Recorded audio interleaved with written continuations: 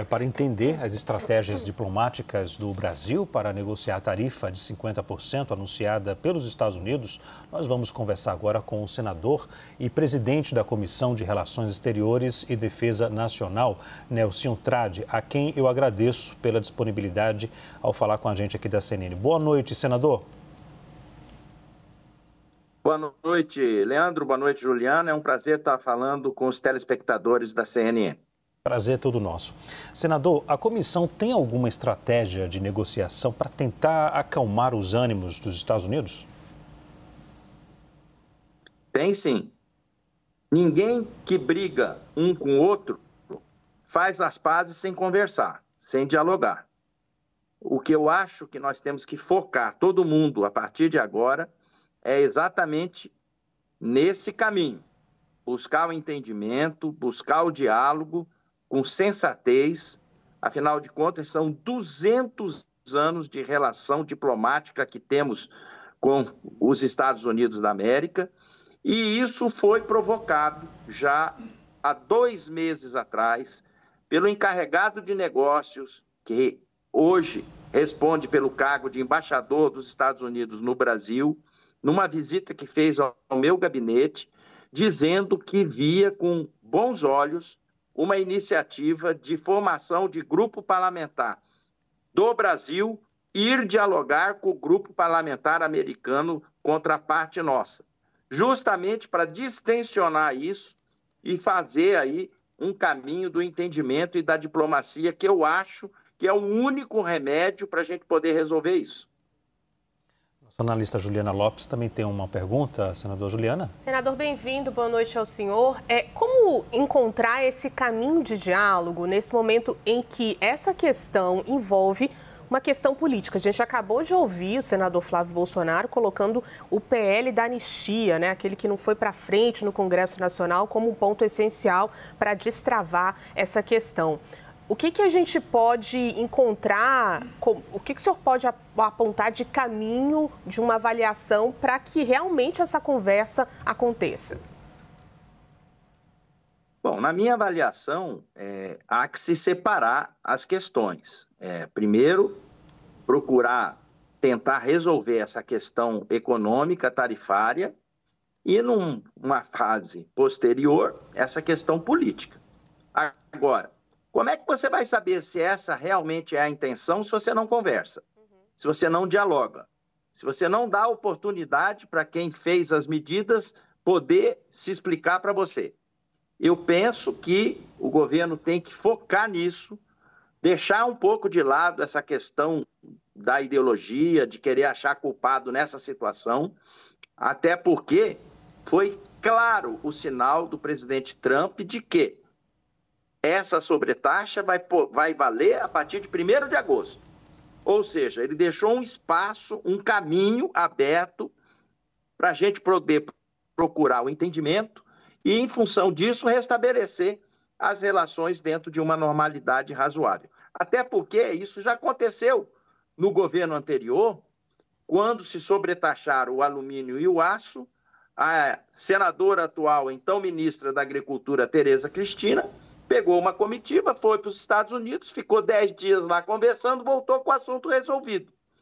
E não precisamos ir longe. Há pouco, uma situação parecida, mas envolvendo a questão dos imigrantes, o México teve exatamente uma situação como essa. O que eles fizeram? Não entraram em confusão, em briga, em querer contrapor, abriram um canal do diálogo, do entendimento, da diplomacia e conseguiram amenizar essa questão. Eu penso que a gente foi chamado exatamente para isso com os sinais que o presidente Trump nos deu. Senador, agora há É claro que a partir da carta, né, enviada ao presidente Lula pelo presidente dos Estados Unidos, Donald Trump, os primeiros parágrafos da carta já relatam ali, citam o ex-presidente Jair Bolsonaro.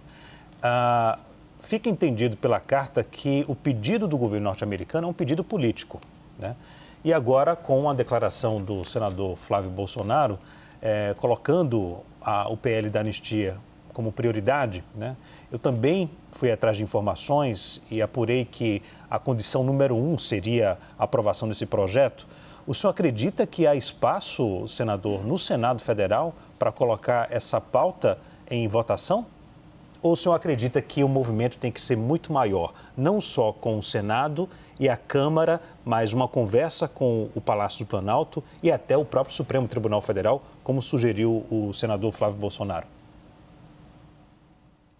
Olha, há um entendimento nessa questão muito clara desse acirramento do campo político, dessa polarização. E qualquer um de nós sabe da amizade, do envolvimento que o presidente Bolsonaro tem com o presidente Trump. Isso aí não é novidade para ninguém. Agora, nós não podemos deixar de ir em busca de um entendimento a respeito dessa questão. Esse é o pano principal de fundo que está nessa questão? Ou tem movimentos da política internacional que o Brasil vem desempenhando em relação aos conflitos bélicos que incomodaram muito os Estados Unidos? Ou seja, tem muito pano de fundo nessa história que precisa ser evidenciado.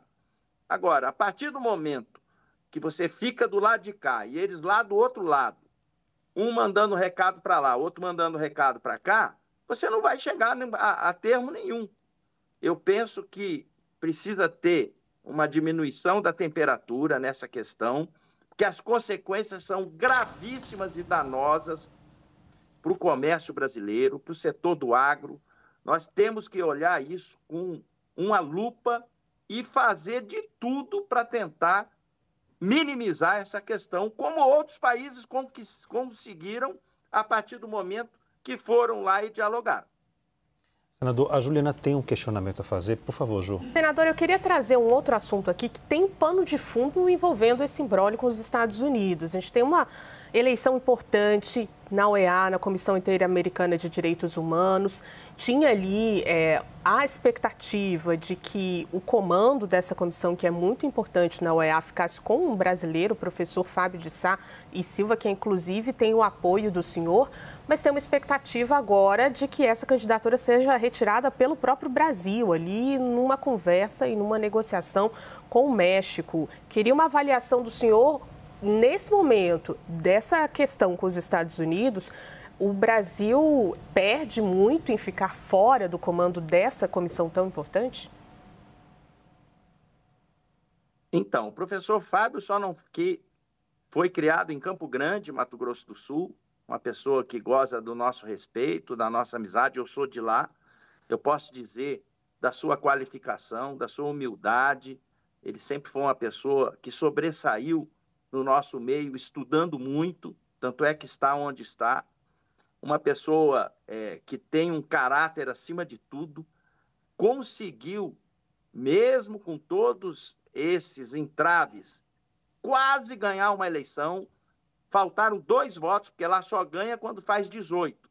E na última rodada de votação, ele chegou a fazer 16, sempre na frente desse candidato mexicano. Ou seja, levou o discurso para frente daquilo que ele quer implantar na OEA, equilibrado, centrado, sempre numa linha muito positiva para o lado da humanidade. E para nós foi muito estranho tudo isso que aconteceu. O menino tinha tudo para poder ganhar essa eleição, que vai ocorrer daqui 2 dias, e veio a notícia de que o Brasil vai retirar a candidatura dele. É inaceitável um negócio desse. Se vai lá para o jogo e perde, é uma outra coisa. Agora, estando habilitado como esteve, exatamente com a indicação do governo brasileiro, aconteceu uma situação dessa perante a toda a comunidade internacional, é mais uma atrapalhada que vai ter que ser explicada. Porque como é que você vai explicar um negócio desse? Como é que ficam as articulações que ele fez no campo lá da OEA, para conquistar esses 16 países que ele conquistou? Em nenhuma votação o mexicano ultrapassou ele. Ele sempre esteve à frente do mexicano. Então é uma situação realmente que tem que ser reavaliada e eu penso que a gente tem tudo se unir, vencer esse último processo que deve ocorrer daqui 2 dias. Conversamos com o senador e presidente da Comissão de Relações Exteriores e Defesa Nacional, Nelsinho Trade, a quem eu agradeço mais uma vez pela entrevista e até a próxima, senador. Boa noite. Apenas uma última informação, Por vou favor. dar de primeira mão para vocês. Por favor.